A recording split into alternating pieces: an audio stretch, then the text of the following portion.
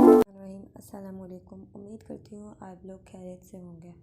कल हमने जो 9th क्लास में बायो में फर्स्ट चैप्टर में इंट्रोडक्शन टू बायोलॉजी में पढ़ा था, वो ब्रांचेस ऑफ बायोलॉजी पढ़ा था। तो उसमें morphology, anatomy, cell biology etcetera हमने 15 ये जो ब्रांचेस पढ़ी थी, इसके अंदर भी चेकआउट कर लिया था कि किस में किस चीज़ के बारे में बात हो रही है। तो अब हम इसके रिलेशनशिप्स देख लेते हैं बायोलॉजी के। मैं बुक से इसलिए नहीं करा रही, मैंने कई पॉइंट्स इसलिए बनाए ताकि आपका और मेरा टाइम सेव रहे, क्योंकि टाइम शॉर्ट है और हमें पूरी बुक कवर करनी है, उसमें हमें एक्टिविटी भी करनी है। देन मुझे ये करवाने के बाद मुझे 10th क्लास की बायो भी कवर करवानी है। सो नंबर 1 देख लेते हैं। बायोफिज़िक्स है। बायोफिज़िक्स के नेम से मेंशन है कि इसमें फ़िज़िक्स से रिलेटेड बात होगी। तो सबसे फर्स्ट लाइन पे हमारे पास फर्स्ट पॉइंट क्या बना, ब्रांच ऑफ फिज़िक्स। ठीक है, जब बायोफिज़िक्स आ जाता है तो उसमें रेडियो एक्टिव आइसोटोप्स की बात होती है। अब आप सब रेडियो एक्टिव आइसोटोप्स अच्छे से जानते हैं, ठीक है। अगर नहीं जानते तो आप कमेंट करके बता दीजिएगा, इस पर मैं शॉर्ट वीडियो बना दूँगी। देन नंबर 2 है हमारे पास बायोमेट्री। बायोमेट्री में मेट्री मैथमेटिक्स को शो कर रही है, तो ब्रांच ऑफ मैथमेटिक्स है। इसमें अभी कलेक्ट डेटा करती है सारा, यानी मैं डेटा किसका कलेक्ट करती है, लिविंग ऑर्गेनिजम्स का। देन उस पर रिसर्च करती है। फिर है बायोकेमिस्ट्री, नेम से शो है केमिस्ट्री की ब्रांच है, केमिस्ट्री से रिलेटेड बात होगी, तो branch of chemistry point 1। Second point है स्टडी ऑफ मॉलिक्यूल्स, मॉलिक्यूल्स के बारे में पढ़ेंगे जो जानदारों के अंदर पाए जाते हैं। देन बायोमॉलिक्यूल्स की सिंथेसिस पढ़ेंगे इसके अंदर कि किस तरीके से बनता है। नाउ फोर्थ पॉइंट है हमारा इसका बायोजियोग्राफी। बायोजियोग्राफी का जियोग्राफी से शो है, जियोग्राफिकल रीजन के बारे में बात होगी, ठीक है। फिर पॉइंट 1 हमारा इसका बनेगा डिस्ट्रीब्यूशन इन जियोग्राफिकल रीजन, ठीक है। अब डिस्ट्रीब्यूशन जियोग्राफिकल रीजन में लिविंग ऑर्गेनिजम्स की होगी और रिस्ट्रिक्शन होगा उसके एनवायरनमेंट के हिसाब से, मतलब कि जैसे अब एनवायरमेंटल कंडीशन अगर ख़राब है तो वो उसके हिसाब से उसकी जियोग्राफिकल रीजन, उसकी जियोग्राफिकल रीजन के हिसाब से उसकी मतलब जगह मुंतकिल करेगा, ठीक है। फिर है बायोइकोनॉमिक्स, ऑर्गेनिजम्स इन्वॉल्व इन प्रोडक्शन, वो जानदार जो प्रोडक्शन में इन्वॉल्व होते हैं, जैसे कि मीट प्रोडक्शन, ठीक है। मीट प्रोडक्शन सबको पता है, ठीक है। और इकोनॉमिक मतलब कि हमारी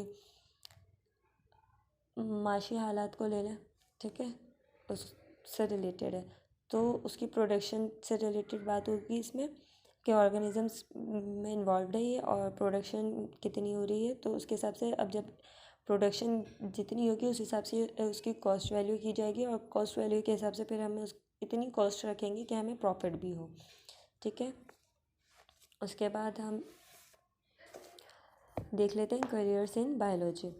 बायोलॉजी जो है वो करियर में मतलब कि क्या उसके काम आ सकती है हमारे आगे में। बायो जैसे आगे में बच्चे बायो रखेंगे इंटर तक, उसके बाद अब वो किस फील्ड में जा सकते हैं उससे रिलेटेड बात है। तो नंबर 1 मेडिसिन एंड सर्जरी, ठीक है। मेडिसिन डील विद डायग्नोसिस, ठीक है, डायग्नोस करती है, मतलब हमें बताती है कि क्या बीमारी क्या नहीं। एंड ट्रीटमेंट ऑफ डिजीज़, फिर उस बीमारी की ट्रीटमेंट करती है। And surgery deal with repair, फिर उसकी सर्जरी करवाती है उसे रिपेयर करने में, रिप्लेसमेंट उसको उसकी जगह पे लाने में, और रिमूवल द अफेक्टेड ऑर्गन, और जो हिस्सा यानी में उससे असरअंदाज हुआ था उसको रिमूव करवाती है। देन पॉइंट 4 है एग्रीकल्चर। एग्रीकल्चर ज़राअत से रिलेटेड बात है, तो production of varieties of crops कपास वगैरह, ठीक है। फ्रूट्स, वेजिटेबल्स, फल और सब्जियां, डेयरी प्रोडक्ट्स, ठीक है। और भी बहुत सारी चीज़ें होती हैं ज़राअत से related. Pakistan being an agricultural country, Pakistan एक ज़राअत के हिसाब से मतलब पाकिस्तान एक ज़रूरी मुल्क है। It can play very important role, जो बहुत अहम किरदार अदा करता है।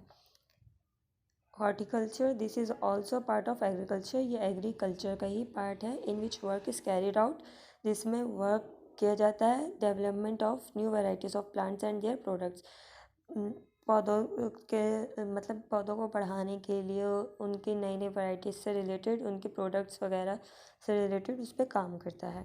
अब है फॉरेस्ट्री।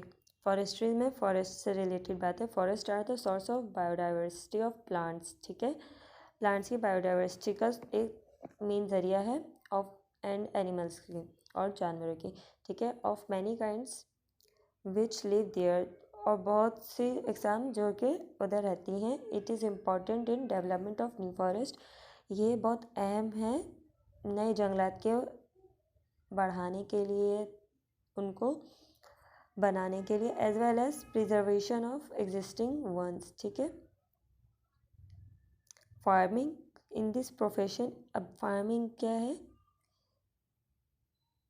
ये वो पेशा है जिसमें development of different kinds of farms take place, जिसमें मुख्तलिफ़ किस्म के जो फार्म्स हैं वो जगह ले रहे हैं, बढ़ रहे हैं, such as fish farm, cattle farm, ठीक है, पोल्ट्री फार्म एट्सेट्रा, हमें पता है इस बारे में।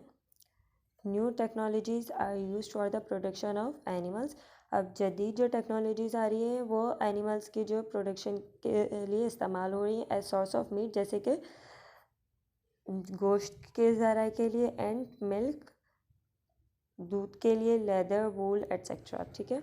अब animal husbandry, this profession is part of agricultural science, ये प्रोफेशन भी किसका पार्ट है, एग्रीकल्चरल साइंस का, ठीक है। It deal with the care and breeding of animal, जानवरों की मतलब केयर, देखभाल करता है और उनकी ब्रीडिंग करता है, which are beneficial for man, जो कि इंसानों के लिए एक फ़ायदेमंद होता है। देन है फिशरीज़, फिशरीज़ में मछलियों से रिलेटेड बात होती है, नेम से शो होता है। This profession deals with the increased quantity, ये प्रोफेशन यानी ये पेशा हमें किस बारे में बता रहे हैं, क्वांटिटी के बढ़ने के बारे में और उसकी क्वालिटी के बारे में, किसकी, फ़िश की, ठीक है। फ़िश प्रोडक्शन, फ़िश की क्वांटिटी कैसे बढ़ रही है और उसकी क्वालिटी के बारे में। Fish is one of the best source of protein, fish जो है वो प्रोटीन का एक सबसे बेहतरीन ज़रिया है, ठीक है। अब है biotechnology, this is very important and sensitive profession, ये एक बहुत अहम और एक बहुत हसास पेशा है।